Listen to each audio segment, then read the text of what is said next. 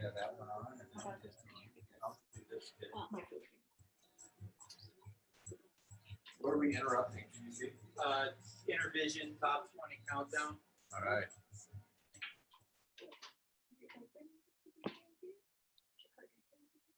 So, welcome. Can you guys hear me okay? Oh wait, no, am I muted? No, good. Welcome to Sacred Voices. We're interrupting Intervision, a great local music show on Denver Open Media, 92.9 FM, 89.3, featuring disabled musical artists. We're about to bring you our first virtual version of Sacred Voices. We're so excited. Broadcasting live on 92.9 FM, 89.3 HD3, also on Facebook at Sacred Voices Facebook page. So please join us. I'm going to hand it over to the host for the evening, Josie.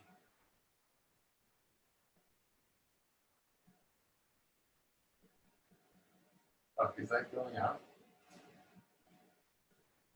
Hello, everybody. Welcome, and thank you so much for joining us for our first virtual open mic. I am here today. My name is Josie, and I'm here with Sacred Voices here in Denver, and I'm super excited to be a part of this today. We are broadcasting from Cheyenne, Arapaho, and Ute territory in so-called Denver, Colorado. And I would just love to introduce everybody that's going to be coming on today. I'll be acting as the host. So I'll be introducing the folks, letting you all know where you can follow these amazing people. And if any of y'all are interested in participating in the open mic, we'll be monitoring that through the comments. So feel free to give your praises, your support, your snaps, any comments you have from our amazing performers today in the comments. And I also would love to say that Sacred Voices is a nonprofit organization, and we run on community donations. So if you feel so called, please feel free to donate to our Venmo, and I will also post that in the comments so you all have it available throughout the show. And thank you once again so much for joining us. We're super excited to have you. We're gonna go ahead and get started here with our first poet. His name is Eric, and he's amazing and wonderful.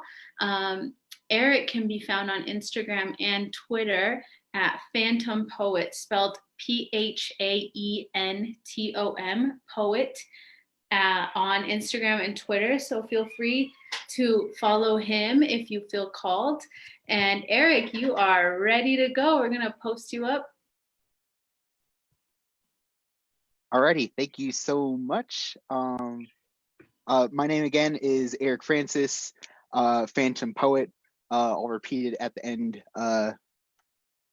And I have a couple poems. So the first one I wanted to write is about the moment that we're in. I've been having a lot of issues like creating and writing, and I had read this poem called Not Writing by Anne Boyer, and it just sort of gave me permission to talk about all the things I haven't been writing about, and it was just such a release. So this is me sort of processing. I wrote this maybe about a month ago into the quarantine, but this is a poem I wrote called I Haven't Been Writing About the Pandemic. I haven't been writing the history of these visions which are with me all day and all of the night.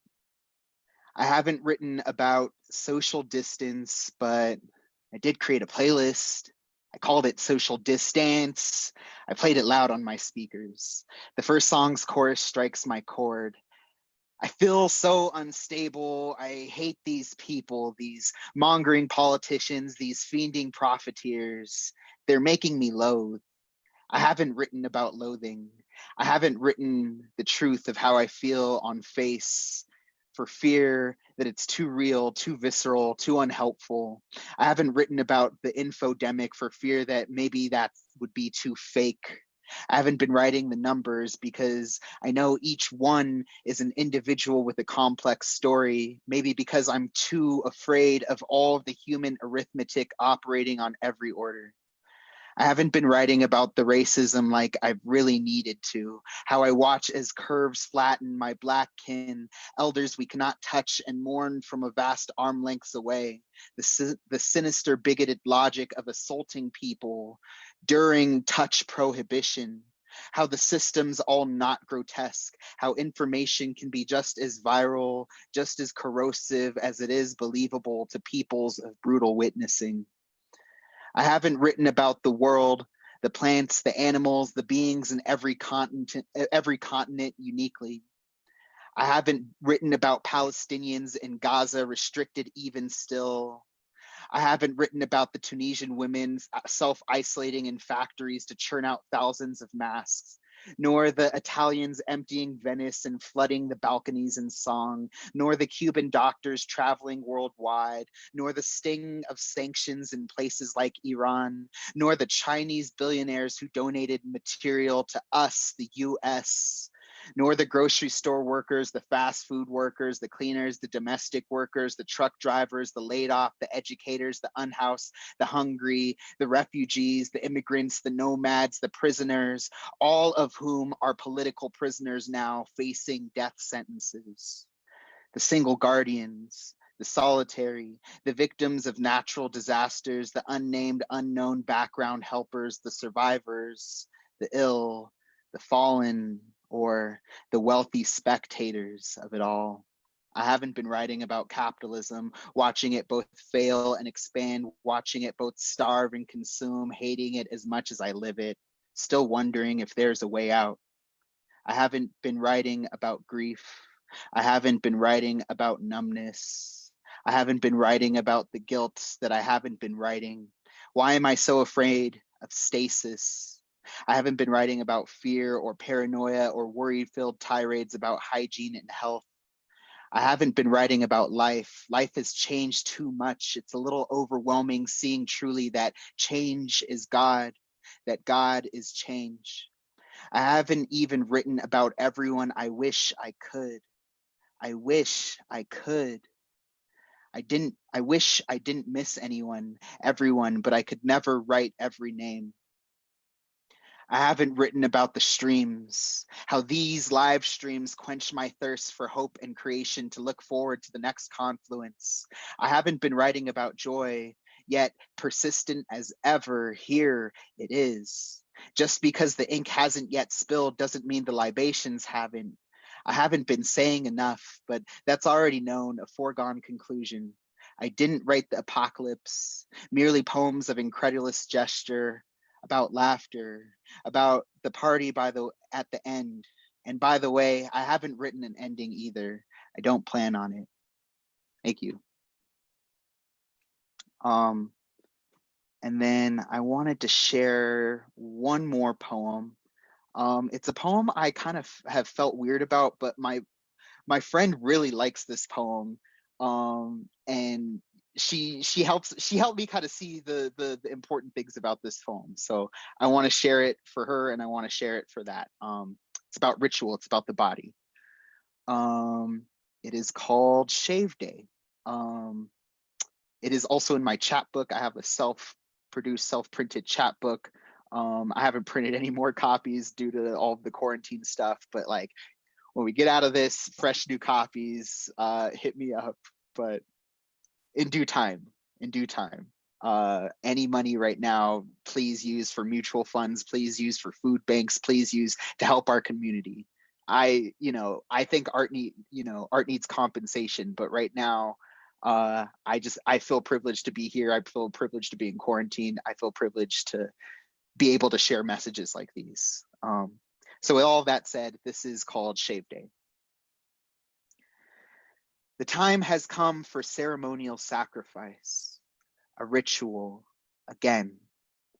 Again, reflect, prepare the mirror, each mirror, 3 mirrors, mirror, acquaint your back with your own gaze. Look at the you everyone else sees.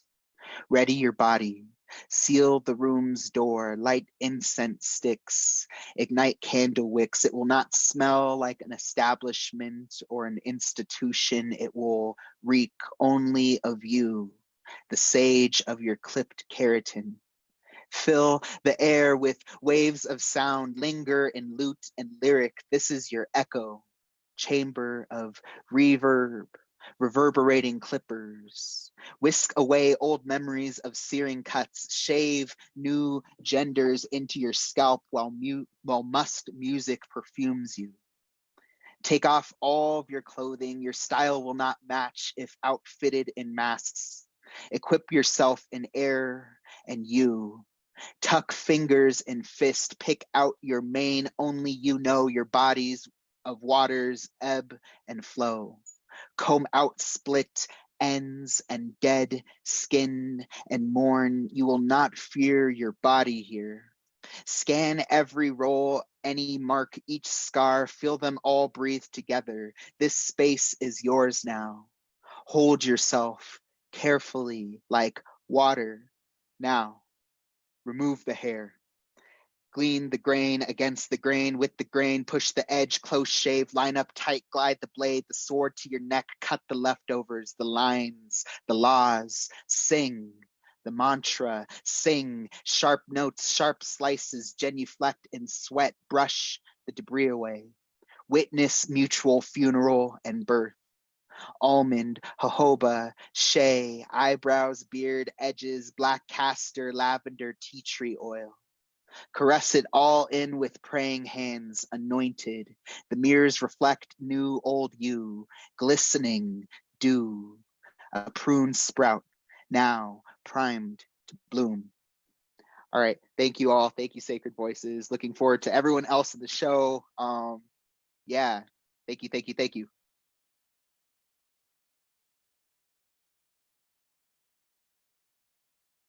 Wow, thank you so much, Eric. That was so amazing. I just want to say how cool this is to be able to be in community with all of you, even though like we're so separated. And your poems, I think, really hit to that separation, right? But also the deep hope in our communities and how we're all kind of navigating it so differently. So, Eric, thank you so, so much for your poetry, for your truths, for your words, for your energy. What an amazing way to kick this off. And thank you all so much for joining us, for watching from your homes and staying safe, but wanting to be in community with us also. I have posted Eric's Instagram and Twitter handles in the comments, so please feel free to support him and follow him in those spaces so you can continue to see his amazing work. And we are gonna continue on with the show.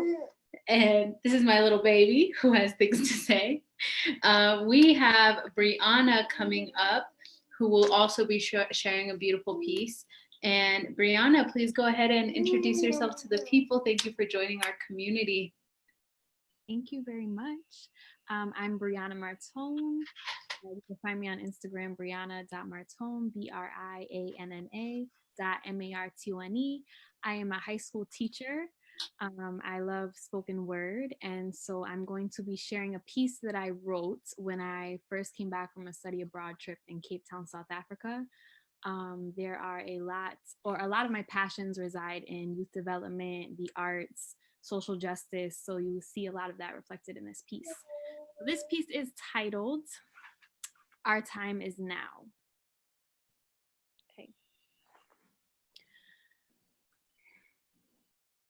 You feed me your lies, we're like bees to your honey.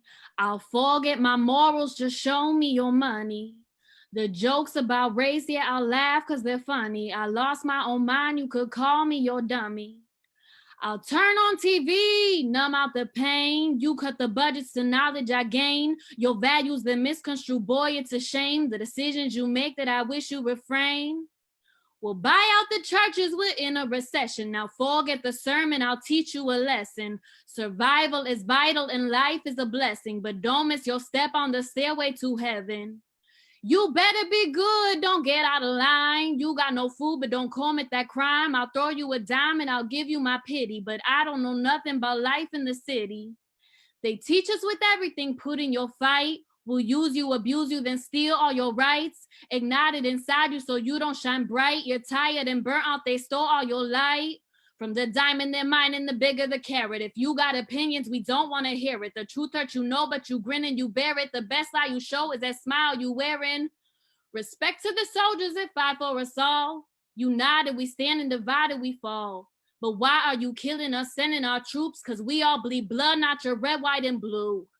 And slavery ends, but they chain up my mind, my soul they control, and they leave me behind to fiend for myself in this place. It's like hell where I try to rebel, but I'm under their spell. I try to break free from their words, but they whip me. Try to move forward, but my shoelaces trip me. They'll lend out their hands like they're ready to help. Blame your own race for not helping themselves. Here's welfare, we do care. You speak up, we don't hear your problems. Go solve them, cause I got my own share. No child left behind, our children come first. But we got no money, so they perform worse. There's scores we ignore, and the pain, it just hurts at the products of a geographical curse. And beauty itself is a social construction. Yeah, you are pretty, but go get reduction. That stomach, you got it, could use liposuction, but stay true to you so that you don't get sucked in. This black hole we know called expectations. Who makes it, creates it, and what's our foundation? This makeup we cake up and put on our face just to mimic the image of a white race. Cause power is money and money is power. I punch on the clock and I put in my hours. And you're CEO of your own company. I see the floor as I scrub on my knees. All your messes I pick up, I scrub and I clean. Forget being human, my name is Machine. My name is Machine. And all I wanna do is be free. You want my help, but don't help me. Uncle Sam is the man, can't you see? My country, 'tis of the sweet land of liberty of the I see. No woman in history, Rosie the Riveter, you can't get rid of her, fight for her rights and your lies. They don't sit with her, they don't sit with me. So I'm gonna put up my fight. I'll start on my movement, I'll show you I'll do it. And go ahead, underestimate. With my love, I'll correct on your hate. That you breathe through your greed in your veins. Cause we're human and we're all the same. And you have my best interest at heart. And I thank you for doing your part. I'm the bullseye you hit with your dart, but I'm a walking wounded piece of art. That was it. Thank you. I have another, I could do another or leave it at one. So. Go off, do more. More? Okay, I'll do one more. Okay. So this one is more about me coming into my womanhood. So I will just jump in. If you're a whole number, how do we convert you to a fraction, make you feel so small through a method of subtraction? A woman is a number.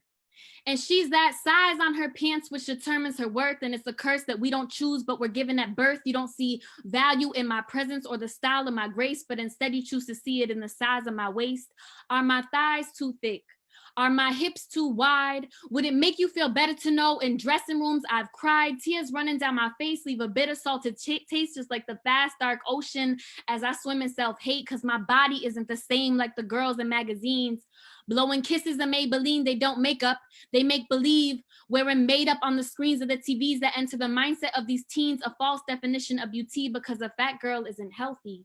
But neither is a skinny one shoving a toothbrush down her throat. Look at what we become, because as she vomits, they make profit. She brings dollars to their wallets, and they don't care about her health when she's the main source of their wealth.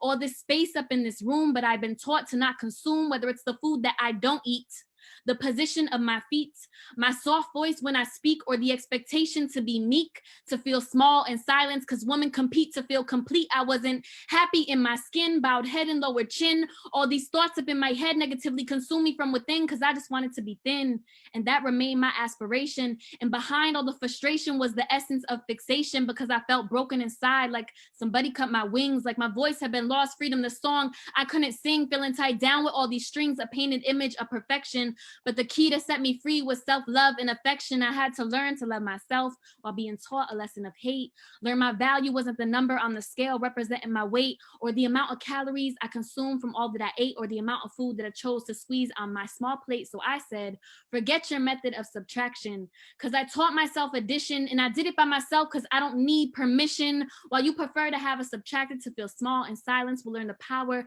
of of addition with unity and alliance, for we're all women, no matter shape or size. And my thighs may be thick and my hips may be wide, but they're all me, so I'll own it with pride. You see, what I have, I consider to be a privilege, that the women I represent are from my family lineage. That's it. Okay, thank you, thank you, thank you, thank you, thank you. I appreciate you. Whoa, Brianna, that's amazing. Thank you so much for joining in. Oh my gosh, I'm all activated. My heart's beating. Baby's over here, slamming on the table, hype. That was so amazing. And I just want to say really quickly, Brianna is so awesome because I posted on Instagram, right? Like, does anyone want to perform? And Brianna was like, me. And I've never talked to Brianna, and here she comes just spitting it. And I am blown away. Thank you so much, sister. Welcome to our Sacred Voices space. Welcome to our community. I hope that you continue to be here, especially in the virtual realm, because we don't know how long this will go. Yeah, baby says yay. So thank you all so much for watching still. Once again, we are doing a virtual open mic with Sacred Voices here in Denver on Cheyenne, Arapaho, and Ute territory. I am so excited to have all of you joining us from the comforts of your home. And I hope that you all are enjoying our amazing performers so far. Next up, we have Shannon. Shannon, come on and show us what you got. Hello. I'm so excited to be here. I've been a audience member at Sacred Voices many times, and I primarily consider myself an educator and community member. So yeah, I'm excited to share something. Like Eric, I was inspired by someone local in our community, Susie Q. Smith. She wrote a poem for Warm Cookies of the Revolution. They did this thing called a virtual gift basket, and I highly encourage you all to go watch it. Her poem was about a recipe for chicken and rice, and she did it in a way of saying it to someone that she loves, and then she encouraged all of us watching to write a poem, and I did. And I just think this is an excellent time to think about very simple acts as ritual and as sacred. And so that's what this is about. Wake early to your alarm or the sun. There's not much need to rush now. Yawn and stretch, and before you turn to your phone to scroll, roll over to your love and admire them asleep, or admire the pile of pillows you hug and wish was your love. Stumble to the kitchen, assess what is dirty and must be put away. Run water into the bright red electric kettle. As it heats, grind the coffee beans. These beans are from Kenya, and last week's beans were from Ethiopia by way of Whittier Cafe, because when this is all over, in the new normal, we will gather there and continue to plot the revolution. Dump and shake the grounds to the bottom of the French press, the clean French press that you wipe with a precious paper towel. When the electric kettle clicks, pour the water in a circular motion on the coffee grounds. Hang your head over the concoction and breathe in the smell. Put 7 minutes on the stove timer and select a podcast on your phone. Astrology, psychology, not the news, but maybe investigative reporting. Wash a dish or two, spray down the counter, and use a few more hard-to-find paper towels. Feel overwhelmed for what else is dirty, but there is no time to get to. Feel overwhelmed for the state of the world and the state of your heart and the state of your friend who texted you last night, but you are just replying.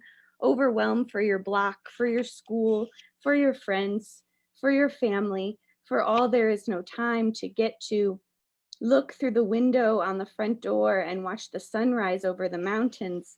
Hear the timer on the stove buzz. Clean the depressor for the French press. Try to forget how depressed you felt last night when you saw your friends consumed by pyramid schemes more than dreams. Plunge, sift, release, pour. First the almond milk, locally sourced too, and then the coffee, and then the cinnamon for magic. Sip, smile, meditate. Smile to your love wherever they are, in your bed, in your heart, across town. Smile to them as you take another sip. Thank you.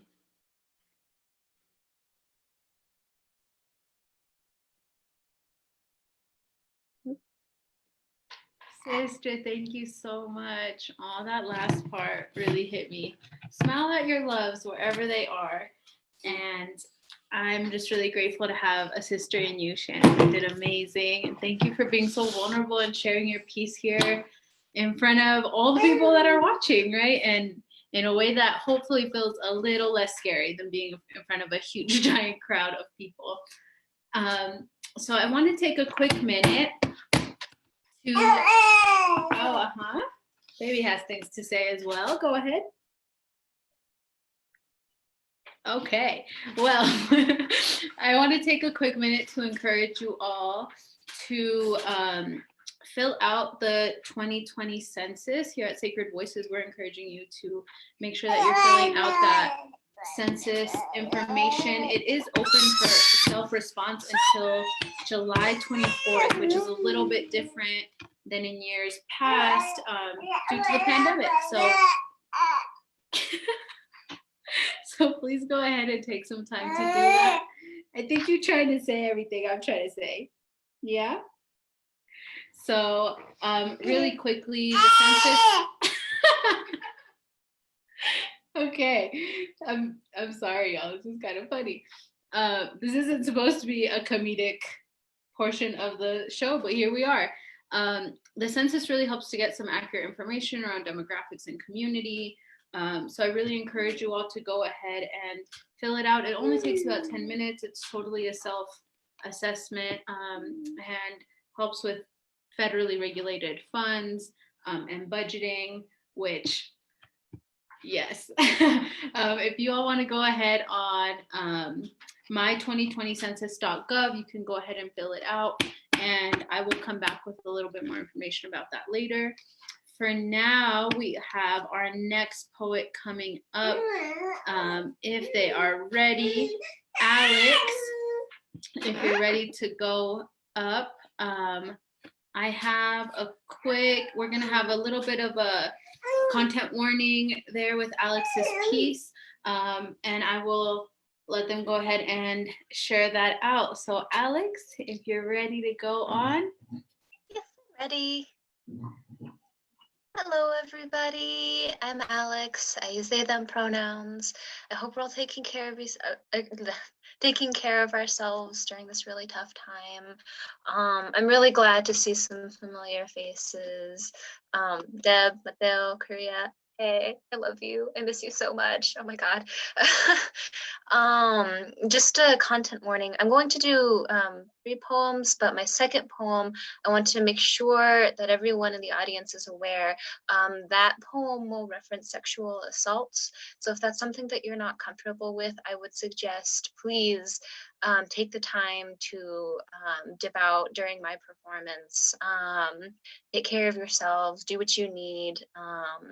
But I just wanted to make sure I got that warning out there so that people could take care of themselves. All right, so I'm gonna start with my first poem, Questions I Wish I Could Ask My Queer Ancestors. 1. Can you see yourself in me?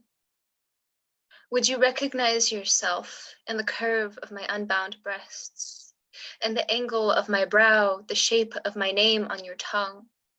The pearls you dug from the riverbed and placed on your brow were never meant to sit in my gullet and rot, and the bruises on my toes would have dyed your kimono blue. 2. How do you learn what has been lost? How do you reclaim what has been taken from you, not just by spit on our faces rolling down our cheeks like stinking tears, but by ancestors who slipped into your bedrooms, quiet, so they wouldn't wake you, and burned the words they took from your mouth, trying to iron you stiff so you wouldn't crumple. 3. Can you sense your azaleas in my veins? I still cradle your essence in the marrow of my bones. I remember. For you, my gender is infinite. For you, my gender is a no-no boy, a purple heart for the 442nd, and a spit in the face of the people who threw us in the line of fire but never called us by our names. 4. How did you keep going? How did you pluck gravel from your skin, massage menthol into your palms and beneath your nails? You must have found something. Love and silk and paper still warming your breath. I know I would not be here if you had not loved me enough to survive. 5. Can you hear me? I hope that you can. My diaspora mother still kisses my brow, and my refugee father lets me dance into his arms and calls me by my name. Thank you. That's my first poem. And I'm going to do my second poem. So just one last reminder, please, this is the time to dip out now if you need to.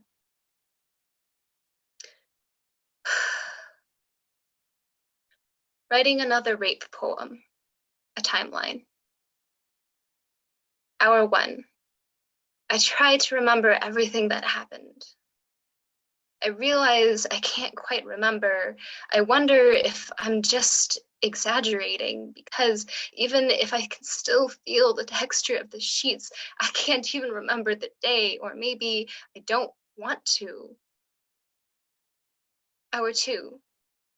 I think maybe it wasn't rape, because they didn't hit me, because I didn't scream, because they stopped eventually, because everything I hear about rape culture is about cisgender men harming cisgender women. How could these wounds matter when I'm not even in the picture? Hour 3. I start to think that maybe I wanted it, that I let them scratch that itch inside of me, even if it made me bleed. It doesn't matter that I liked the fantasies in my head better than the memories I can't scrape off my hands if I was hoping it would happen. Hour 4. I think maybe I can't call myself a feminist anymore, because I didn't report it, because I don't want to report it, because I didn't tell everyone what they did, because I did tell everyone and nothing changed, because I still loved them, because I'm so afraid that doing so means that I can't let this go. Hour 5. I tell myself this was a good thing, that now I have one more way to help others heal, because even if my body was taken from me, at least this is mine. So I try to write it down anyway. I try not to think about what it would mean to see them in this audience and see the rage on their face. I tell myself it'll be okay, even if my fingers can't stop shaking. Hour 6. I erase everything, because I don't know how to make this pretty, how to make this pleasant, how to deliver another poem about pain, my pain, and be heard. Thank you for listening. I have one more. Just gotta calm down for a second.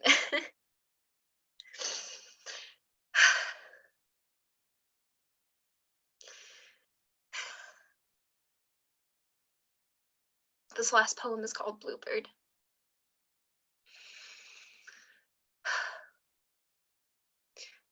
You build my house with scraps of straw you pulled from your garden and burn it to the ground.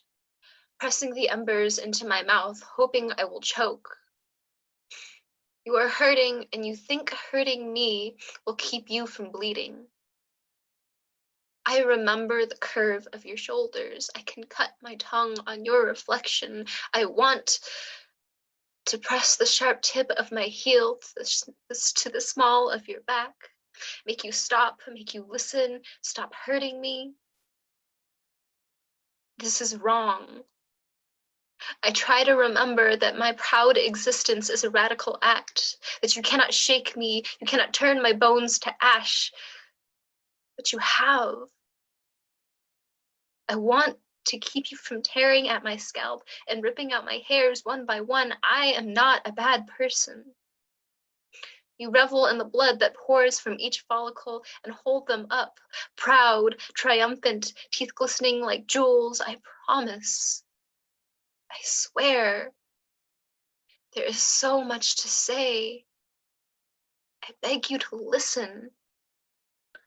I don't know how to unstick the bitter caramel in my stomach without trying to peel it off and tearing the skin.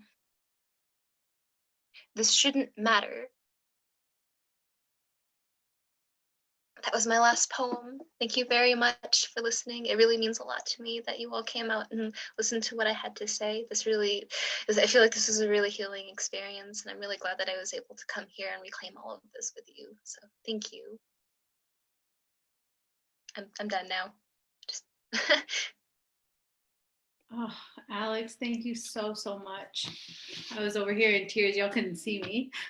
But I want to say thank you so much, Alex, for being so vulnerable, for sharing so much of yourself with us today, and for, bringing your whole heart to this space. And I know we're distant, but I wish I could just hug you and hold you. And all of us are holding you so tightly. So thank you for your medicine tonight. I really appreciate it. I hope I speak for everyone in saying that we so deeply appreciate you.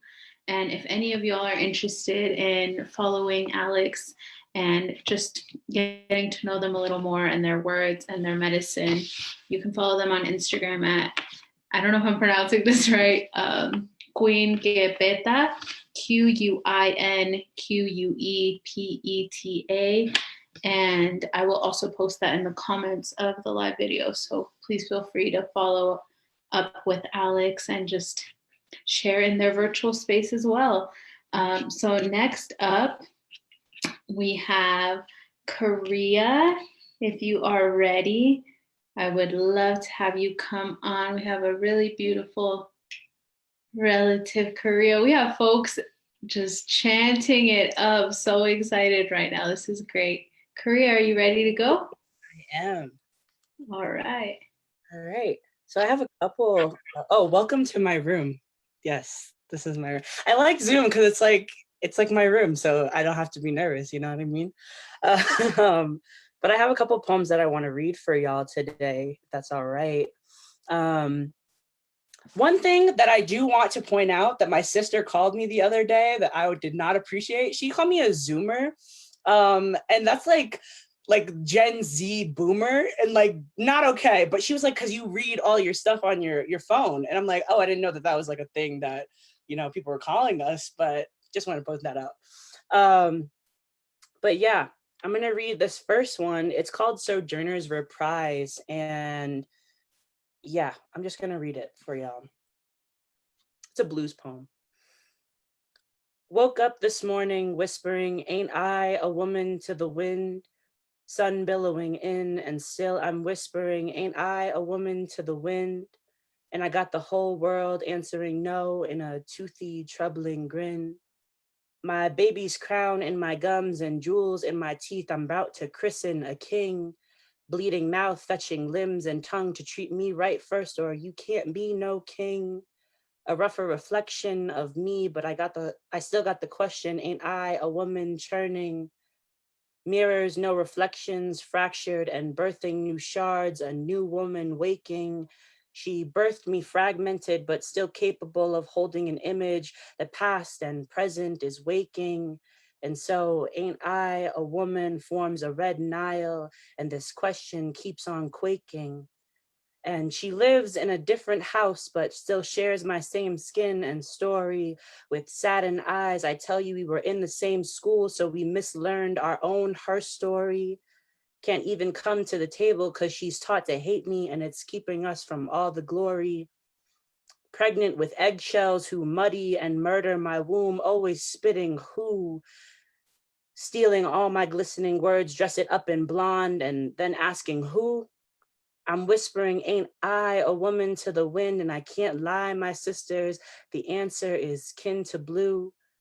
These men that I lay with know smashing cocoa butter into honey sweet walls, turn to a different nectar when the sweet turns to cavity and teeth become crumbling wall, who come slithering back to the sweet sap when all the hands tear at him. I know who he calls.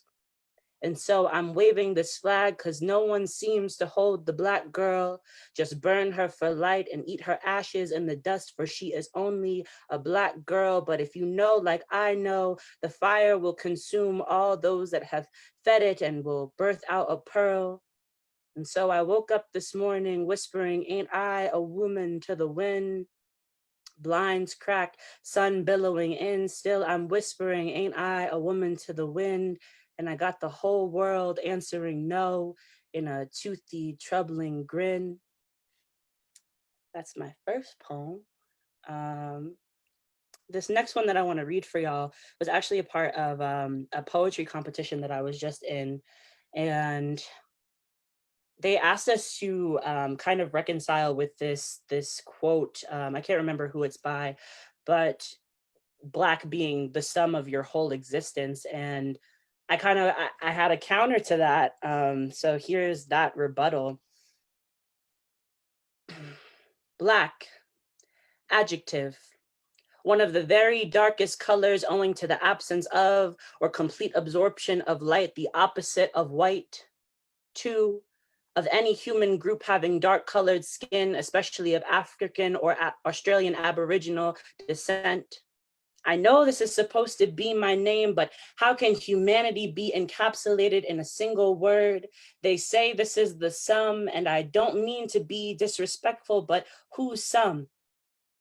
I know this is how they shoved our stories into tiny capsules and fit them sardines squished, rocking on some Atlantic tide, but this is not my name. My name is church fan sitting soggy crucifix along the necks of pews dug into with vehement discontented nails from young children who knew the service was supposed to end 3 holy ghosts ago. My name has to be mac and cheese and yams, making love on grandma's good plates. It's got to be shoes gripping the asphalt, trying to make it home before the streetlights come on, licking the quivering sweat congregating above the brow bone. Maybe it is Mancala marbles smacking against oak wood with bloody knuckles, cause you be cheating. It is turn the music down in a new neighborhood, cause I can't see. It is beauty and grandeur ghetto laced with afros and pics that are postured by that pink lotion and grease. Mama used to wet my temples with tired fingers. It's gotta be do-rag falling off in the middle of the night. It is I live to see another day. My name is no opposite or inversion of the default. My name is not Black. It is something that I am, not some, and you will never shrink me to 5 letters, never make me into 3. I am no 3/5. I am whole, and the sum is not a color. Okay, so I have 2 more that I want to read for y'all. You gotta forgive me because I haven't performed in a minute, so I'm a little excited.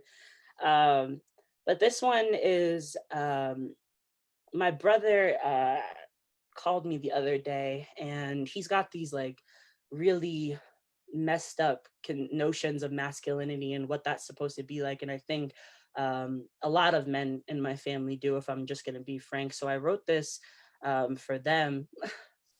So masculinity can never be achieved, not the way they spit it, Your mother doesn't know femininity, not the way they lick the carcasses of their women. Don't you know our bodies only fit their caskets, not their breath? Carrying a big stick, crying, chiseled and complying traditions, garlands of barbed wire, choking on the nation that teaches you to swallow glass, pale laughter and bolted mug. I hope you exhale. Blow dust from between your clenched palms. None of this is for you. We come from rivers and lakes, deltas merging into oceans, and you sit rock aligned in the gravel, denying the water. Baby, why don't you come home? And then this last one is for my brother, my youngest brother, Cross, with a K. He's always talking like, oh, you don't write any poems for me. And I have to admit, I don't. But this one is for Cross. So I have loved no Brian or Chad, no Michael or Jack. I have only loved Omari and Jardani, Oshun and Cross laced with K's. I have given my hips only to Adisa, Jermaine, a man named and bathed in indigo, twisted with Imani, Nevaeh. And when I pull back this black curtain one day to a scream, I shall name it no rock, but I will name it of the heavens, the names that you shame, the ones that hold weight. And those are the 4 that I wanted to read with y'all. But before I hop off here, I wanted to share with you all a practice that I've kind of been doing to get myself through this quarantine. I've been taking different words every single week from different languages and trying to incorporate them into just like everyday life for me. They're normally encouraging words because we're really in unprecedented times right now. So this week's word for me is mbele, which means onward or forward in Swahili. And I think that spaces like these are very important for us. I just came off of another call, and in a world that teaches us to be individuals, the most radical thing that we can do is be in community with each other. So I want to thank you for having me. I love these spaces. I love y'all. I see you. Please continue to take care of yourself. And yeah, thank you.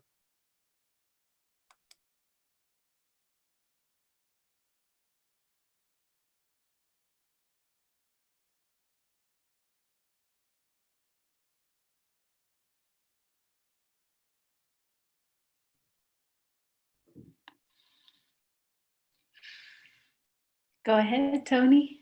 Sorry about that, Josie. Thank you. Thank you to all the performers so far. My name's Tony Shawcross with the Open Media Foundation. Every month we're so lucky to be hosting this event with Sacred Voices, usually here in the studios where I am in the control room.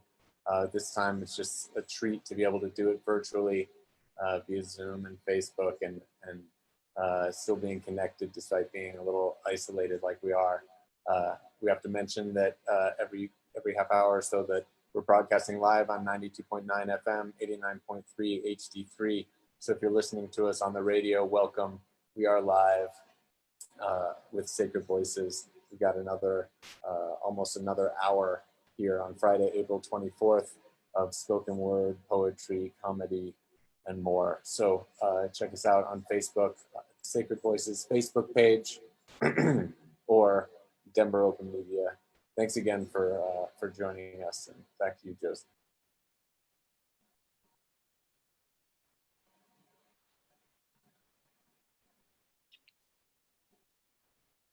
Wow, thank you all so much. Thank you, Tony, for that quick announcement. And Korea, thank you so much for all of your pieces. Wow, I just want you to know you soothed my little baby to sleep. So all praise is due to you and for your amazing work. And I'm just like really blown away with just the way that you write. I was just captivated by everything you were saying. So thank you.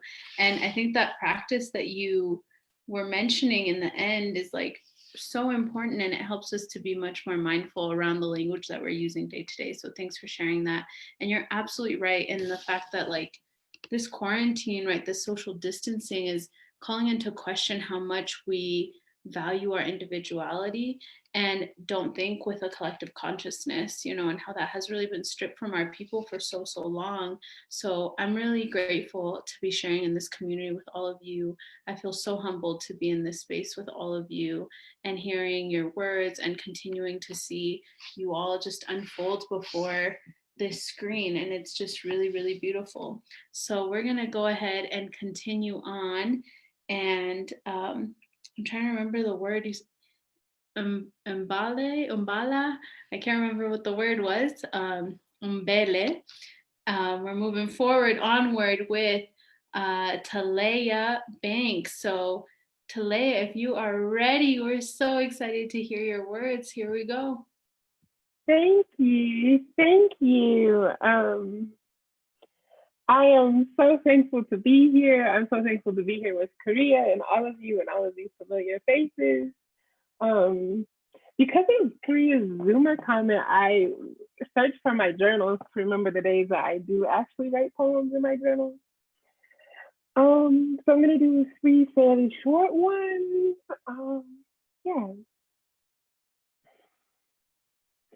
She has fears of starting wars with her gods. Often praying, forgetting what her mouth can do, she leaves her prayers to be answered by unpresent gods. Asking for mirrors she can barely stand to, lazy intentionality, thinking the sun and lavender are our ways we want to be honored. Show us your blood, face us in rage and reconcile the God you are, the God we are, the gods we don't acknowledge, holding her breath towards the future, feeling what she can be. That's a poem. And then another poem, she wants everything to be okay. Everything is fine. I can fix it. Problem, solution. Problem, problem. I know what you need now. We never feel her emotions, rushing her to stop speaking, tell the truth. We only sip one rage for another. Fuck the vitamins. Speak when you see me. Death and love are both things we are deserving of. I know you like the edge with salt and a lime. Sure, dance me away. I have things that work to you. Play that lo-fi girl. She never fails to remind me of the ways we haven't been God.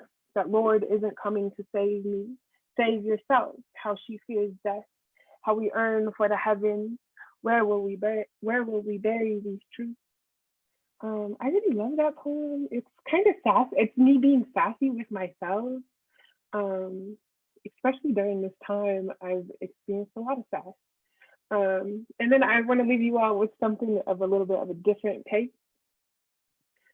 Trust your breath as portal, as worship, as offering to bring you to the edge and to surrender, to see you and say you are worthy, as praise, as manifestation, to love you home and return you whole, as deserving, as rooting for, to applaud your working heart and its ritual, honor your ceremony. Thank you guys so much for allowing me to be here and share some poems. It's been a while. Please continue to take care of yourselves. Thank you. I'm going to turn off my camera now and mute myself. Wow, what amazing truths. Oh, thank you, thank you, thank you. We have a little chat going too with the performers, and it's just so cool to see everybody supporting while one performer is going, and everyone in the comments is like, wow, this is just amazing. So I hope y'all are really feeling this energy too, wherever you are. I also just want to express, like, I'm feeling so moved and so grateful that this is going as well as it is. I just feel like overjoyed because I know personally I was feeling so stressed to do this because this virtual stuff is like a little complicated sometimes, and I've been a part of things that have all kinds of technical glitches. So for anybody who's joining us, listening on the radio or watching through Facebook Live, thank you for being a part of this space, for continuing to stay with us tonight. We've been on for a solid hour now with poets. So this is exceptional poets and singers and just like amazing, amazing people. I want to give so much praise to all of the youth that are a part of this. We have people like Korea, who I didn't mention, but are in college and doing their thing. But like when I think back to where I was several years ago, I am just blown away by the amount of like presence and consciousness that y'all have, and just how in tune with yourselves you are. So Korea and Alex and Talea and everybody that has performed so far, Shannon, everyone, thank you, thank you, thank you, for all that you're sharing right now and your vulnerability and in your power. So we're going to continue this show, and next we have a really amazing performer. I feel so grateful to have them here with us on this virtual chat. And so I say to Shango, it is your turn, and I'm gonna go ahead and put you on. This is like, wow, I'm so hyped. You are amazing. Here we go, y'all. I always feel so nervous going to open mics because I know I'm gonna get called out eventually. I'm like trying to hide in the back.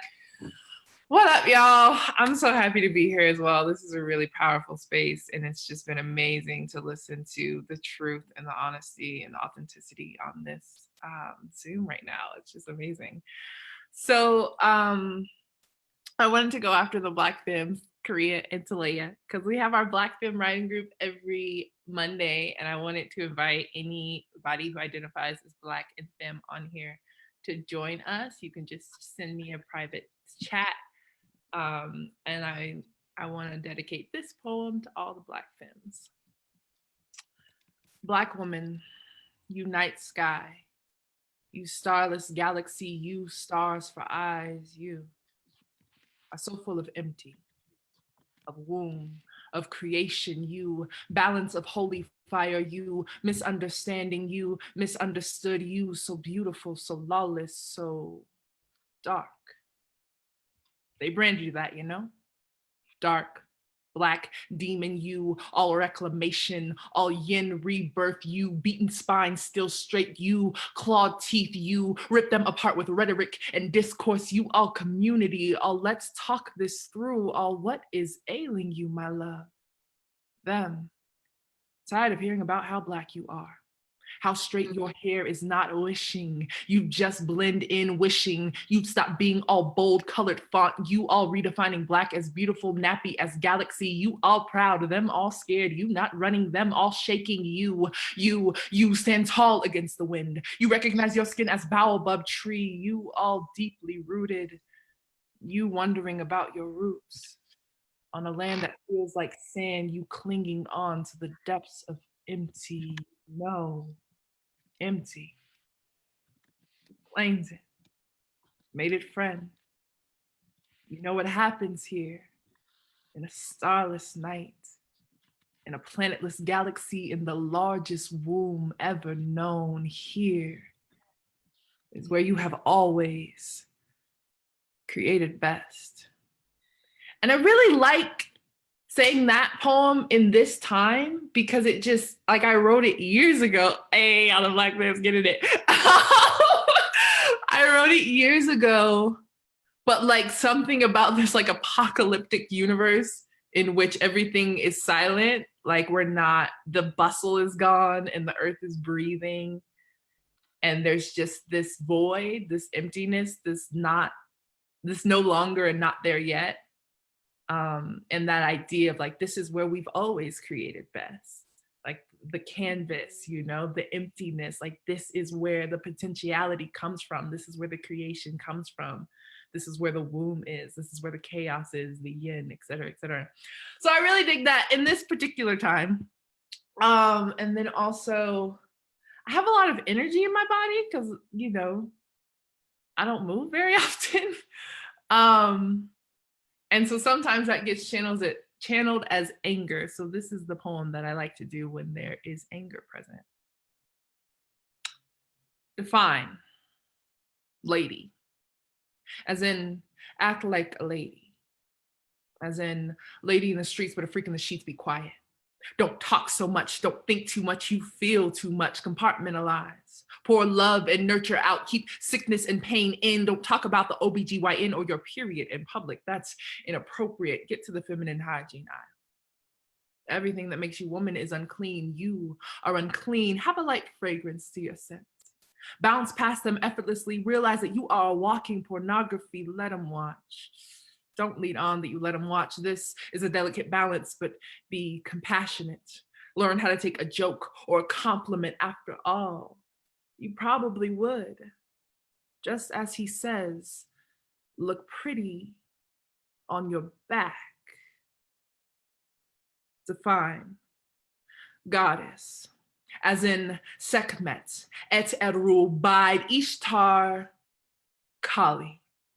Bite his head off in bloody gore. This will liberate his soul from the body when his flesh has become too rooted in ego. Be compassionate, like the fire that sets full woods aflame just to fertilize the soil. Your breath is what carved the sand dunes of the Sahara. You are that big. Your purpose, that large. Your mouth, that wide. Be loud. Tell them that you were not deceived by some snake. You are the snake.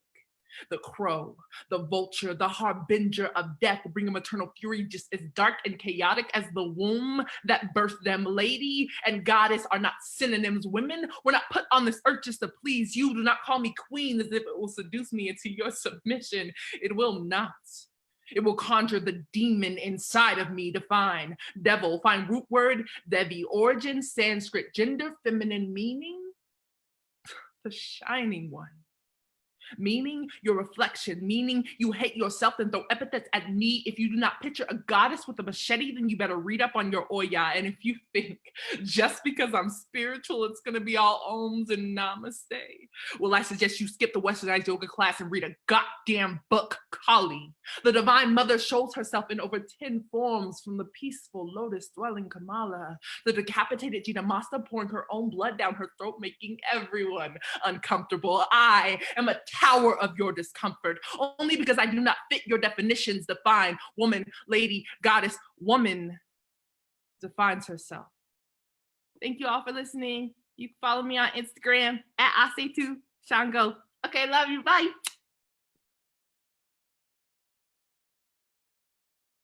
Oh my goodness. Just the black magic that is happening here tonight. Oh, thank you, thank you, thank you, thank you. I am, wow. I am speechless, but here I am having to speak. Thank you so much. I'm just like, I wish that when I got angry, I could manifest something as divine, because I'm over here a wreck when I'm upset. But that channeling of your energy into something so, I'm over, y'all, do you see me tearing? Basically, this is amazing. Thank you so much. You said something in your first piece, relative. You said you're wondering about your roots on a land that feels like sand, and I was like, yo, that hit right here, plus all of it. I'm just, wow, thank you so much. I'm feeling like maybe I'll perform something tonight, who knows. But coming up next, we have the amazing Mateo. And Mateo, I'm like already feeling like the tears coming. I just know you're about to make me cry. So we'll see what happens. Mateo, here you are.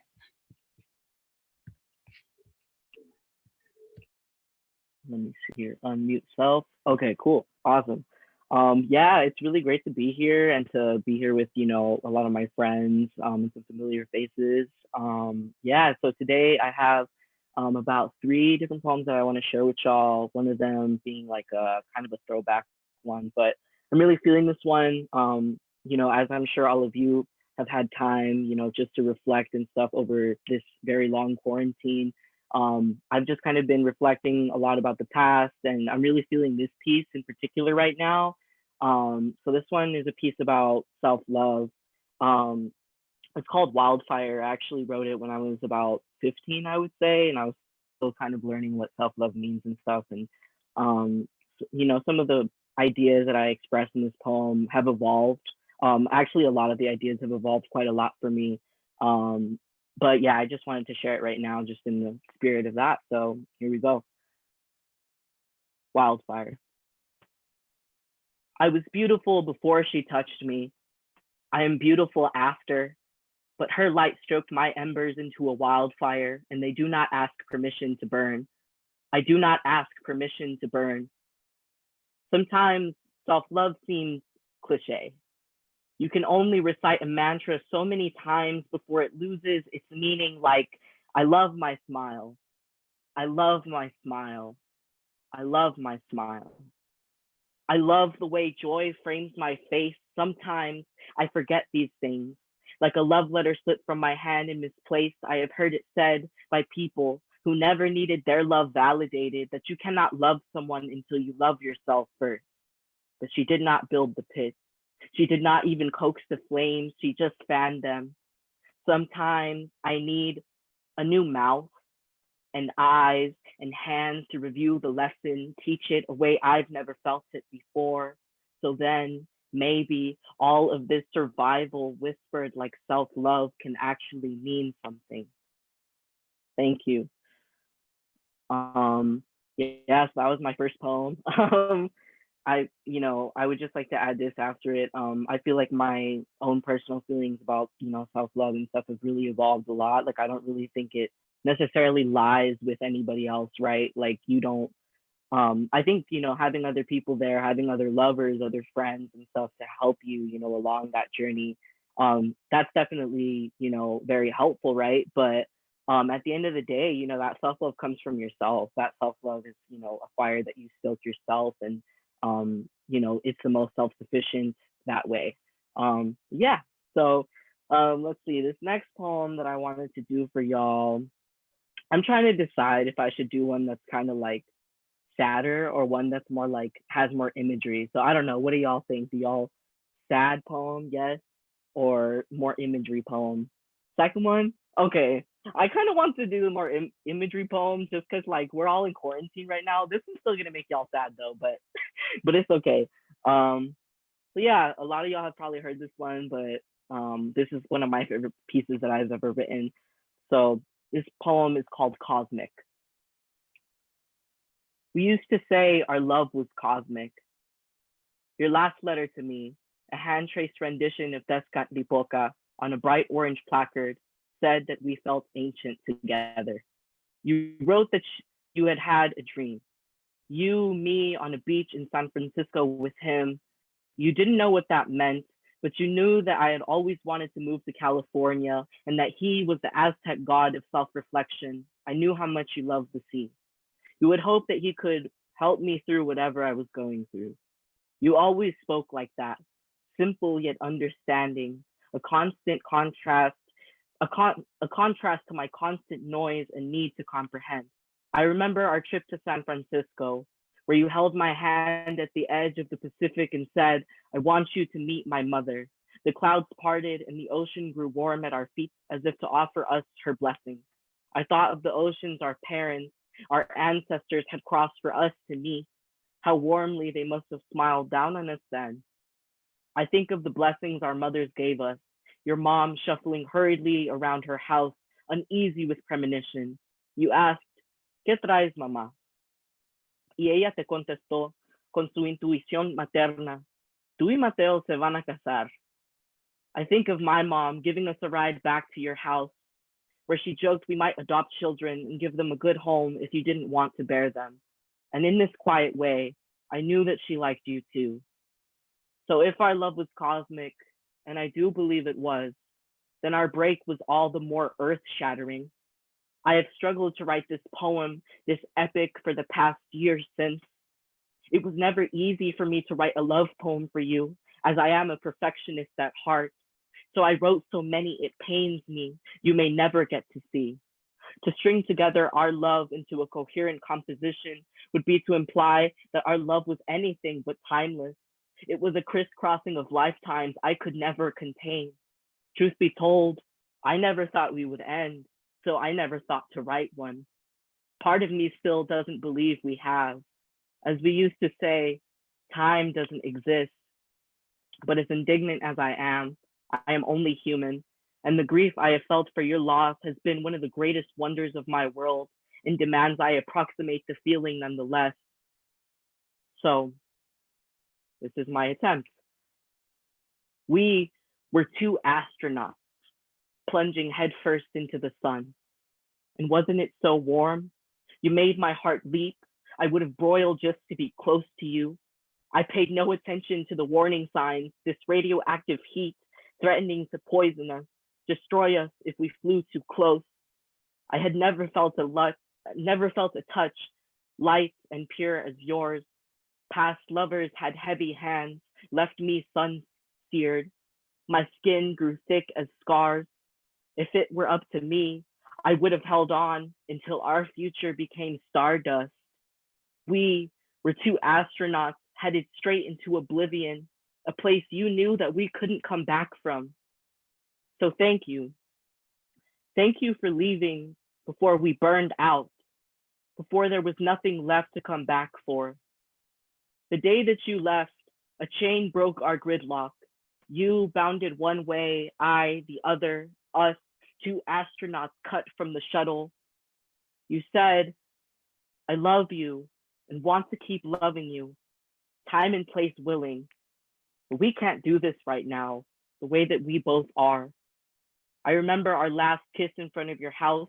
I looked first at your closed eyes, then the darkness surrounding your silhouette, the sun dipping low and out of reach. How cold I felt then. The heartache deep as my lineage torn by the seams. My shame bitter as your mother's tears when you broke the news. Then a bittersweet relief, like cold water poured on burned flesh. I can't hurt you anymore, I thought, tears pooling in my eyes, and I can save myself. I didn't know how to tell my mom, so it took me about a week. ¿Todavía no se amaban? She asked me. Didn't you two still love each other? As if love were so simple for families like ours. We were both just depressed and we weren't growing anymore. It takes more than love to stay together, This is all of the eulogy I gave her in your name. My mother, in a depressed marriage for over 30 years, did not understand, but she asked no more questions. We tried to remain friends for 2 months after our break, and I kept my distance. For as much as I longed for you, the temptation to rebound never trumped the respect that I had for you, the desire I had for the both of us to grow. A self-destructive hookup could have never compared to the beautiful love we shared. I regret trying to talk about what went wrong before the dust had settled. I was stubborn as a magnet, trying hard to connect, but you repelled from me, bounded the other way.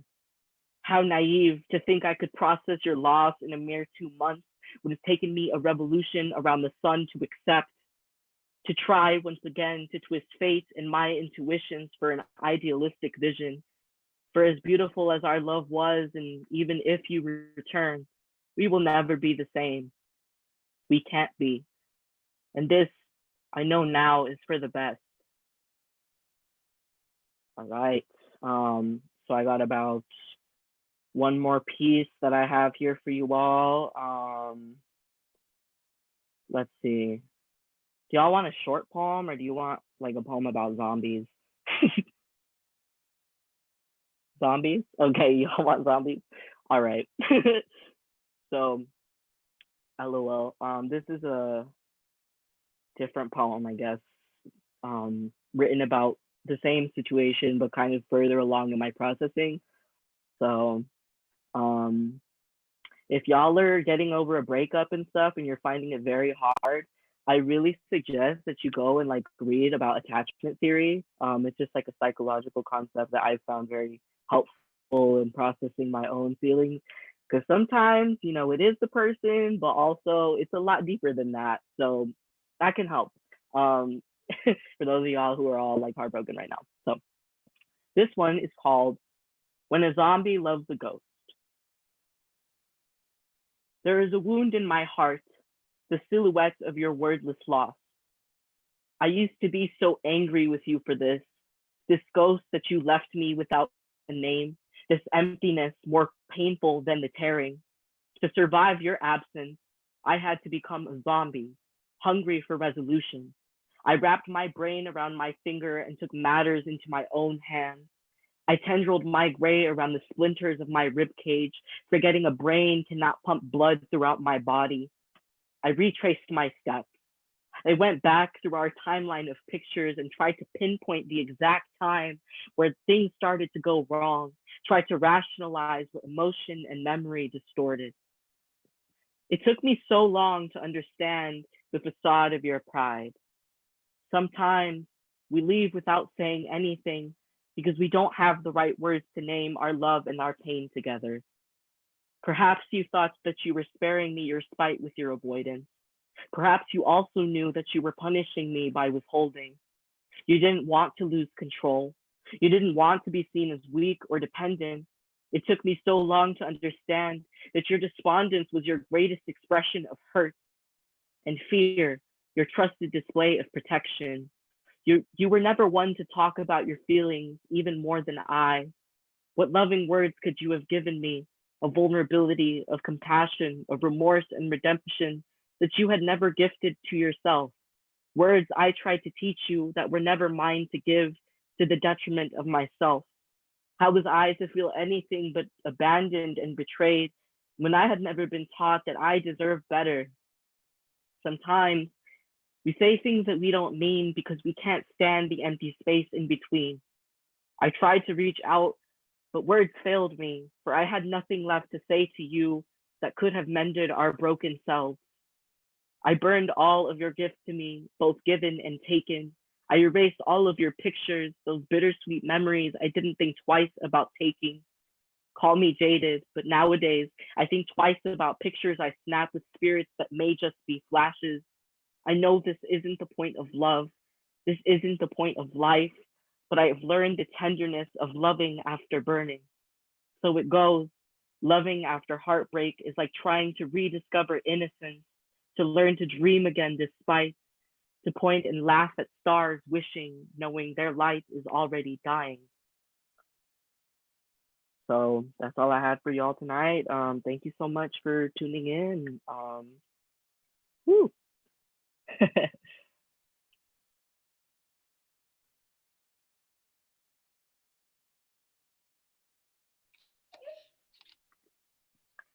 Oh my goodness, Mateo, you did that. You always do that.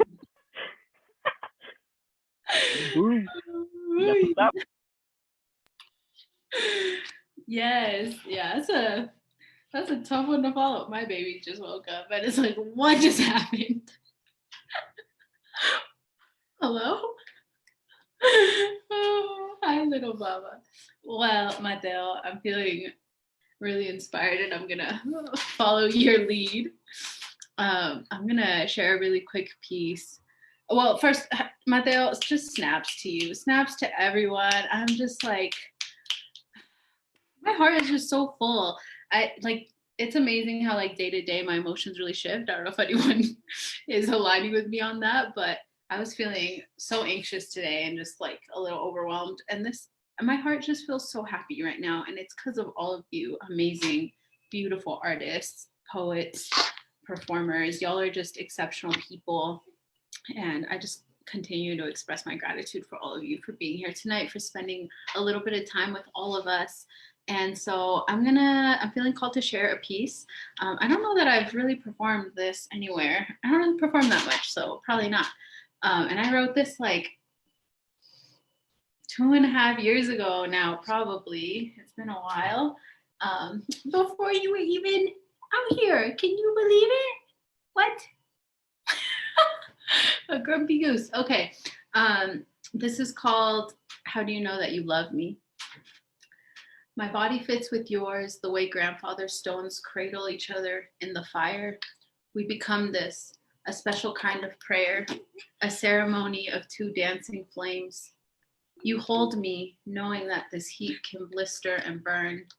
I carefully warn you of the scorched trails that led me to you and ask that you enter carefully.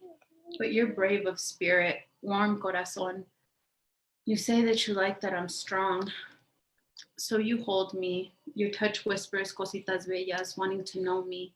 Our bodies together, space shared, and hummingbirds aligned.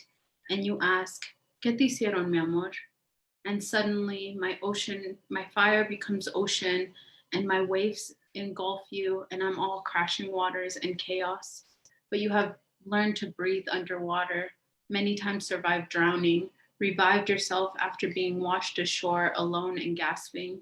So I've become familiar, and you know how to ease my ancient storm back into gentle flame. So we dance again. You hold me and stay to enjoy the heat and the pain that comes from rebirth. And so it's interesting because I wrote that piece. Oh, thank you, little one. Yay!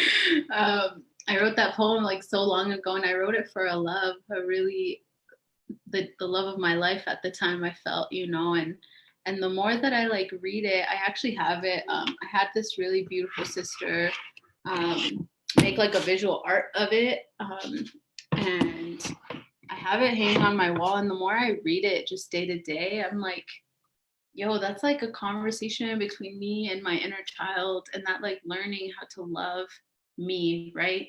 The chaos within me, the ways that like Mateo was saying in some of his pieces, you know, like not learning any better. I personally wasn't taught that like myself was even worthy of loving, right? That myself was for loving others, for giving to others, for pouring into others, and that sacrifice was the ultimate way of showing love, right? So the more that I like see this, and I'm like, whoa, this is a love story, yes, and one that speaks of like the truth of love, the chaotic energy of love. And it's the love that I've been fostering within myself and little me, you know. And now I have a tiny little one that helps me reflect all the things. And you do, yes, absolutely. So I'm just really grateful, and thank you all so much for letting me share that. Next, we have a really amazing person. This is going to be a kind of a shift from what we've been sharing so far. We've had a lot of really deep, you know, really, really intense and beautifully complex poetry. And now we're going to cut to amazingly complex, hilarious comedy that is going to be performed by Deb, a wonderful. Deb's like, please don't call on me. Yes, it's your turn. But I'm going to do a quick intro. Deb actually sent me a little bio that they wanted me to share. So I'm gonna, because I think that's really fun. So Deb is a stand-up comedian from all over, but they reluctantly call Boulder their home. They've performed at Sacred Voices, the Tune-Up, a random co-op. Yes, were you there at the co-op? No, okay. The Women's Issue Summit, and are a main staple of the CU Comedy Club. Besides being a jester, Deb is also a music producer under the moniker Deb the Demo, and their work can be found on Spotify and SoundCloud. Yes, follow Deb on SoundCloud and Spotify, Met says. So without further ado, we have the amazing, hilarious comedian joining us to help close out this show for tonight. Deb, make us laugh. Off we go. Oh my God. Hello to everyone at home. I know it's strange to see a reckless looking Jabuki young white. I know I look like The Weeknd right now. Only if I actually respected women. It's hard, you know, you have to reconcile that in whatever way you can. I'm currently here, like most of America, in quarantine. I feel really brave right now because I'm quarantining with a straight couple, and that's just, you know, done a number on the ways that I understand, you know, people. And mainly couples like to cook together, and they like to, you know, share time and like watch like Onward. And lately I also think that this is a weird time for a lot of stand-up comedians. We're used to going outside all the time and forcing everyone to pay attention to us by either laughter or just engagement, shocked faces. But now in this quarantine, we're really all losing our shit right now. Yeah.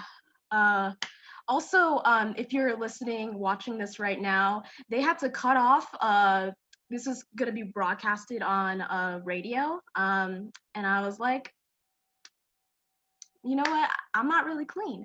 So I can just perform some of my jokes that I have that I've currently done for a minute. My full name is Deborah Daraje Sige.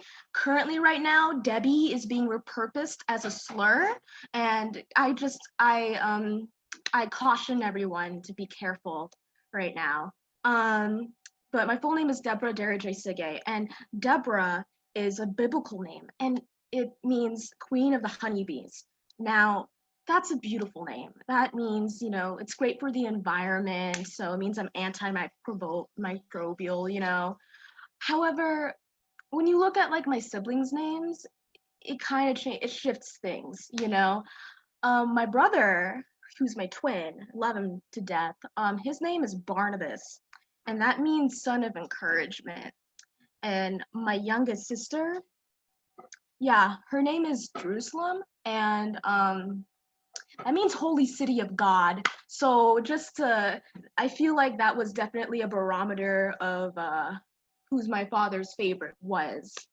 I kind of miss a lot of things about the quarantine right now. I kind of miss being like racially profiled. Like I kind of want to go to a party.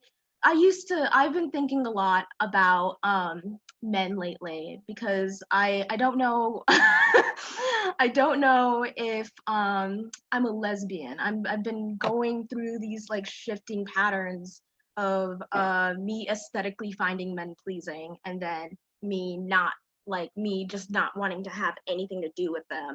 And I kind of like it would be cool if like a dude hit on me, but like especially the way that white men hit on me is very interesting because white men will use this line, you know, all my exes are black. So I just want to let you know that. And I just have to say, I usually say nothing. I turn on the television and CNN is on and it's Don Lemon. And Don Lemon's like, hello, welcome to CNN. A young man named Clyde Barrison just won the You're a Good Boy award. Congratulations, Clyde. You have told Deborah Daraje Sige that you are open to dating black women. Your medallion is on its way. Like, the thing is, with that statement, it's not, my issue with that statement is like, just because you date someone that is different than you doesn't mean you deserve an award for it, Like, my ex was Cambodian. Does that make me a war veteran? So those are some questions that I feel like we need to ponder.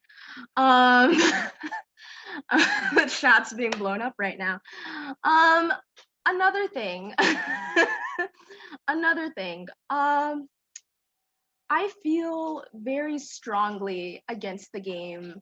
I feel like escapism has exploded right now, right? We have all of these ways where we can go and like ignore the fact that society is collapsing right now. And I'm all for that, Before this, I could have been considered a quarantiner, I kind of originated the blueprint. I had people texting me way before, like, hey, we haven't seen you, bruh. So I feel a little bit cheated right now. I feel like I should be commended in a certain way. Here's my thing. I feel like people who like play these games like Stardew Valley or Animal Crossing or like any of that, like when Animal Crossing came out, it was an explosion on like Twitter.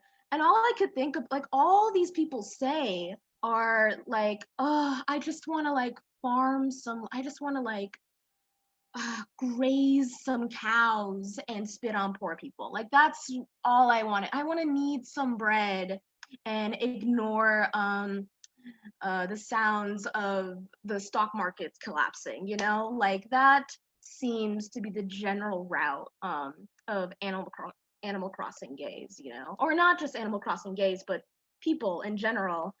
I just got a Twitter. Unfortunately, I got it at March 11th, which was peak that's when everything broke down. So it was the worst time to get a Twitter. And I'm just realizing, like, wow, we are all doomed. I'm it's just been really interesting for me. Dating somehow in quarantine seems to still be going on. Like, I'm just really confused right now. Like, why are we considering like getting to know people when there's stimulus checks, being doled out right now? Like, I feel like at this point, the moment online classes were announced, I literally was like, okay, guys, I have my back. Let's stage a coup. Like, I was ready. I'm willing to become a martyr. I'm willing to become a martyr. Well, I'm not gonna blast you, Korea. We all know why. You're very you're very attractive femme, and so, like, I don't do well on Tinder because I look like a disheveled. I look like my brand is Goodwill Chic, and and I'm watching the chat. It's like crazy right now. The point is, right now I've had two people hit me up in this time, and I'm kind of at this point, I'm like, you guys had the time, but another part of me is like, how far can we take this? Like, how far can I push the envelope in your devotion? Because I know after this, I feel like right now I'm quarantine beautiful. Like post pre-COVID, people were sniggering behind me, but post-COVID, I mean, those bug eyes, wow, it just shows the way that I'm all seeing and all knowing. You have to think about it. Like I could probably, these arms, they can't do a lot, but they can sculpt things. COVID-19 courting is the actual word that Korea just used. Let me get into I have like a whole notes app, and I'm just gonna do that because they said to keep this up until 8:30, and I'm gonna do whatever I can to make that happen. So yeah, like I said, I think the worst thing about being queer right now is that there's really not like an official system to verify us. We have these official words like gaydar, bi-fi, MSNBC, WHO. Yeah, we just cut funding for that though, so it's a little weird. I feel like conservatives do different things than gay people. Like, conservatives inject bleach, we inject crystals. So that's kind of the difference of how we, live our lives. Lately I hate, this is why we're not being played on the radio. I think I should take some time off of being a bottom right now. Yeah. I'm not really getting the hours I deserve. If there was like a bottom union, I mean, what the fuck would we all just do? Just like wait there like this?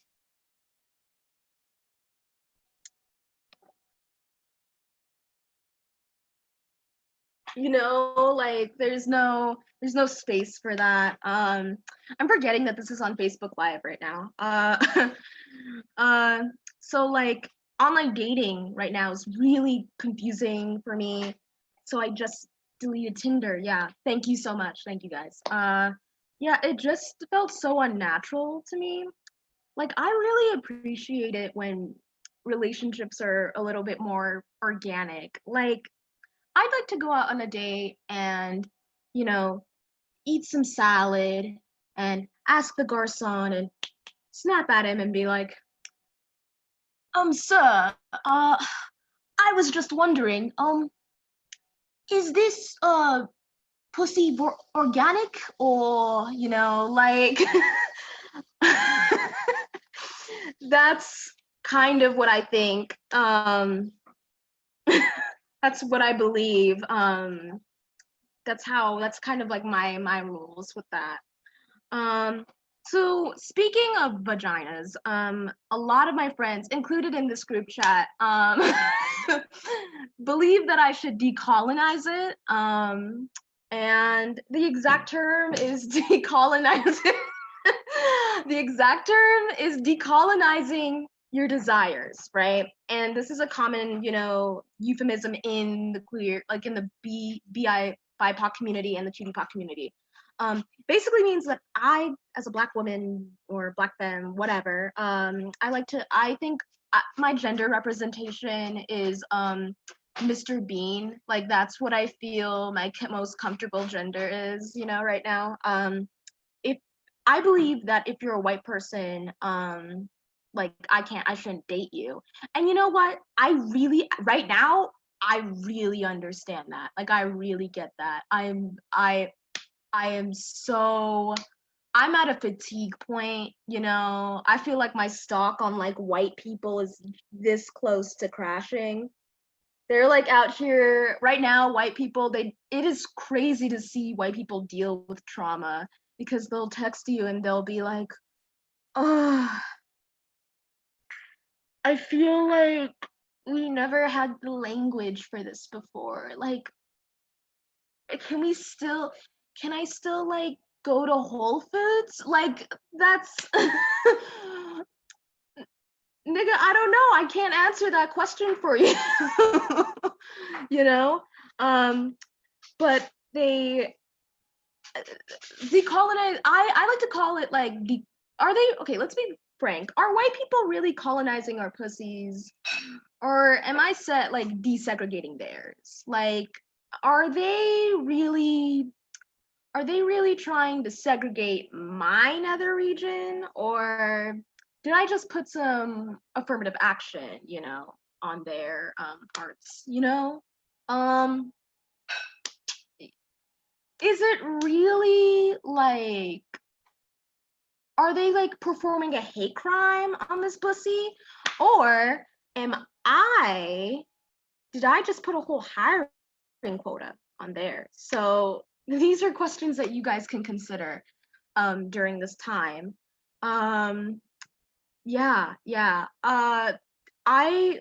For me, lately, there's just been this stupid sentiment that's been going around on Twitter. And the sentiment is, hey, if you wasn't check up, you need to check up on your friends during the quarantine. You need to remember who wasn't like fucking with you or who wasn't messing with you during the quarantine. And I'm just like, Derek, there are people dying right now. Like, there are actual people dying. And you, for some reason, feel this need to have your metaphysical dick sucked by your bro from Tau Omega. Like, listen, you're not that important right now, you're non-essential. For all the immunocompromised people right now, I'm also what God calls non-essential. So I just want to let you know that I'm here for you in this time. Mateo did not hear that joke, so I'm just gonna repeat it one more time. We can all see each other right now.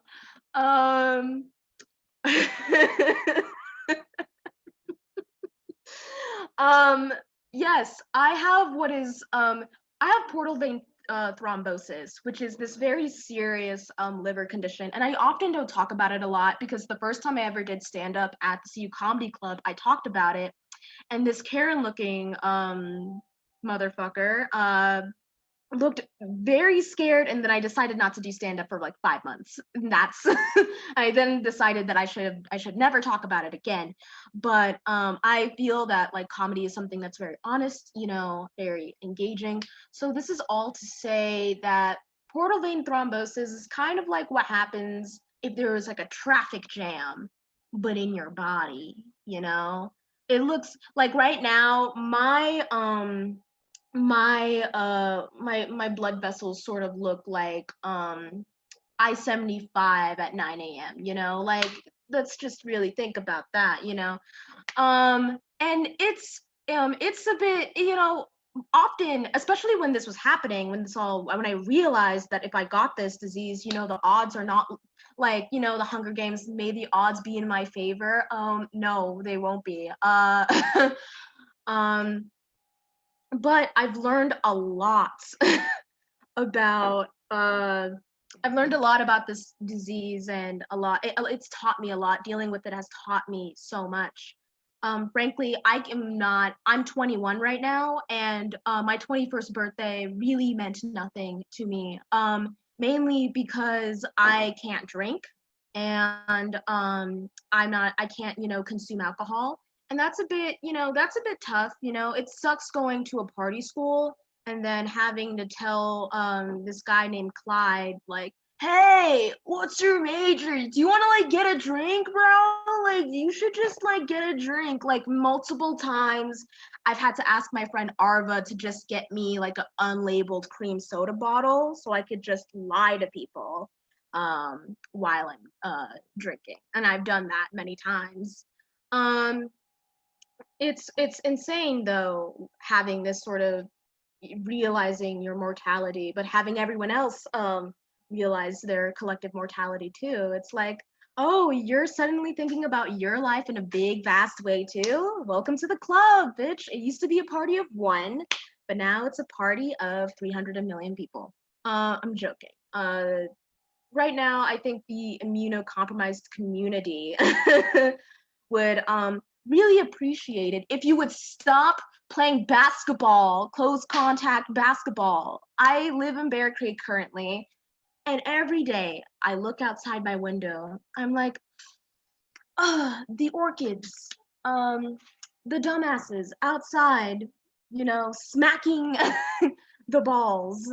Like, can we just consider for a moment, sir, that you're putting a lot of people at risk currently? Yeah. So I feel like there was a bigger point to the story. So I do have a story. I do have a large story, and I'm gonna tell you guys about the time that I was attempted to be prayed over. And right now, right now, I am wearing a cross. I do have a lot of Psalm just happened. I do have sort of a weird spiritual connection to like God, and God is very ancestrally important to me. I commonly call my friends heathens because they're all degenerates and I want to save their souls. The only reason why I'm friends with them is because I'm trying to convert them. I'm joking. Love you guys. No, when I was really sick and it was like right before my surgery, my mother believed that it was best for me to be prayed over. And I was like, Mom, like, I don't know why we're doing this, like why this doesn't make sense. And she was like, listen, I need you to go to Bethel conference so you can have this prophet pray over you and give you blessings before your surgery. And I'm like, Mom, thanks for the support. Thank you for you know, always believing in me, because a man with glaucoma is totally going to cure my fucked up liver. But thank you for the support. I still went because I wanted to abide by her wishes, and she also said that I had to go. So we went in. I started talking to my youth pastor, Teddy, and I was really, at the time, I was not out to my mom at all. And at that time, I was 19. I was about to go to college. Like, I was very much like, I would rather, you know, what is gay, you know, like, what is that, you know, like, I'm not here to, you know, be perceived in a certain way. And I started talking to Teddy about this. I was like, Teddy, listen, like, how bad are we talking about this like whole prayer process? And he was like, I mean, it's like when the Holy Spirit hits you sort of thing, you know, because that's what Christians love to do, you know, is they love to give you like accidental seizures, you know.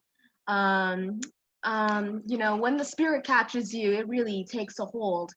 However, I didn't want anything random to come out, you know, mainly me, because, you know, I'm trying to stay on the good side, you know. And so I was really concerned about that. Teddy was like, you know what, it'll be fine. Everything will be good. Like, we're here for you. I was like, you know what, that makes me feel better. And so service is about ended at this point. And so I decide to go over to, the sanctuary. People are filing out. But there's still a couple of quivering grandmas all around, just littering the aisles. And I go and I see that kind of a random circle has formed, and it's the pastor. It's the preacher that has come from Ethiopia. It's the my mom. It's Teddy. Teddy's there, and it was a little awkward. I remember the pastor and we kind of make eye contact, and it was like immediate. Like we just knew our roles or whatever. And I had never done anything like this before. And I look at him and he looks at me, and we just move towards each other. And I'm like, oh my God, oh my God, oh my God, oh my God, oh my God. Whew. And he comes and he brings my head and he's like, what is your name? And I'm like, Deborah? I have a sister named Deborah. There would be absolute deliverance for you. And in that moment, I was immediately like, fuck, I am done. I'm done. Like, take me out. Make me black out right now. I'm done. My entire life is over. And then he starts to pray over me, and he's just like, you know, I like to believe something. I'm Ethiopian, and our foreheads are canonically like very big. They're always very huge. And I like to think that it's because God needed extra space for us to receive the spits that he was spitting on me, you know. The amount of holy water that is needed. I feel like anytime somebody like douses me with holy water whenever I go back to an Ethiopian church, it's like Jesus Christ is just finishing his last drops for us. So yes, that was a Jesus Christ urination joke. And I did say that on a live Facebook feed. It's just coming together for you, Mateo. It's fine.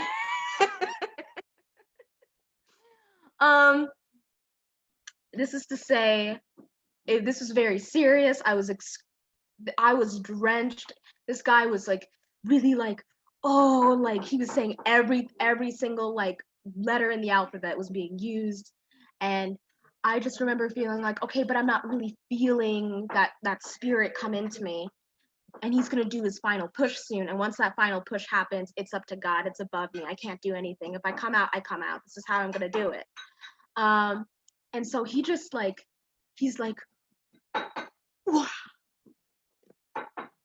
But usually when that happens, you're supposed to be like shaking and everything.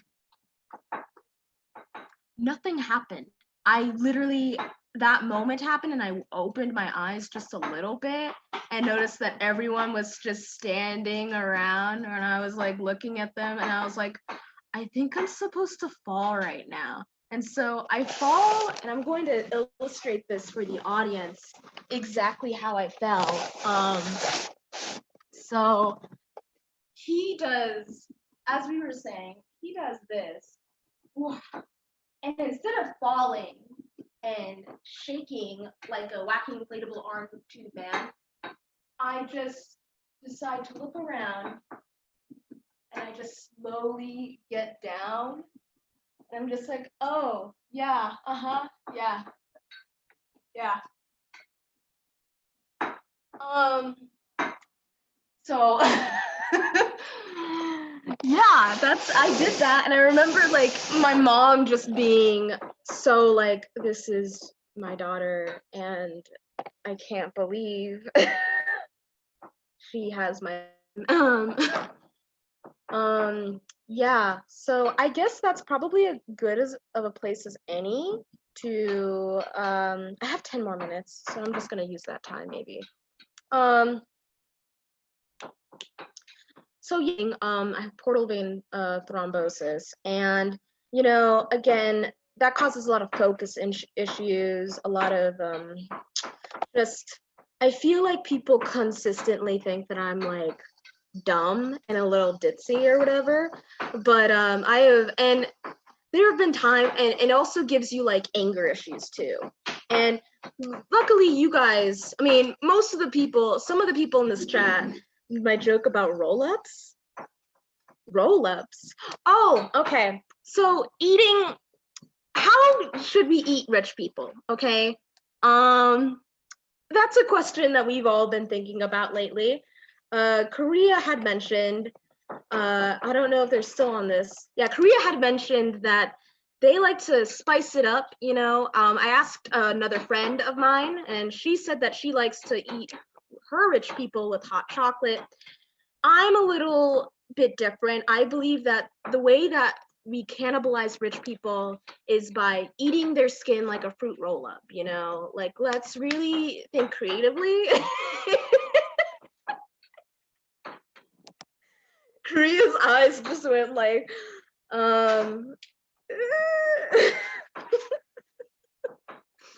so yeah, I really feel like we should just play, oh my God, no, oh God, all of these. So in this chat, I kind of have a lot of cursed, sayings, especially amongst our Cutie Pop club, because the first time I ever went to Cutie Pop, I was a young freshman, and is everything okay at home? Oh, people are cooking right now. Like my roommates are cooking right now. I kind of have a lot of cursed expressions. I still do believe this strongly. I believe that dental dams are not real contraceptives. Like I don't believe that they're real, I feel like it's just saran wrap that you put in your pelvis region. Like it doesn't give you anything. It doesn't, and I think it doesn't really do anything for us. It doesn't, it doesn't give us solidarity. There's no liberation. My Paris is not burning when I put on a dental that's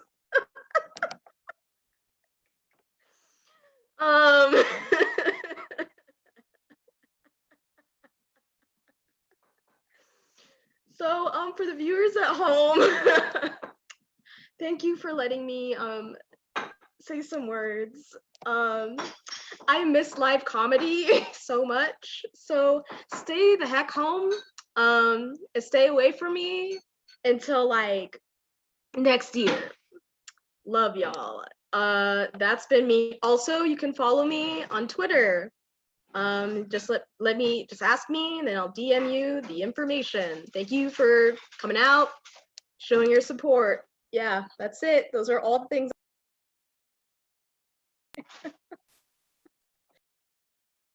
Oh my gosh, Deb, thank you so much. That was hilarious.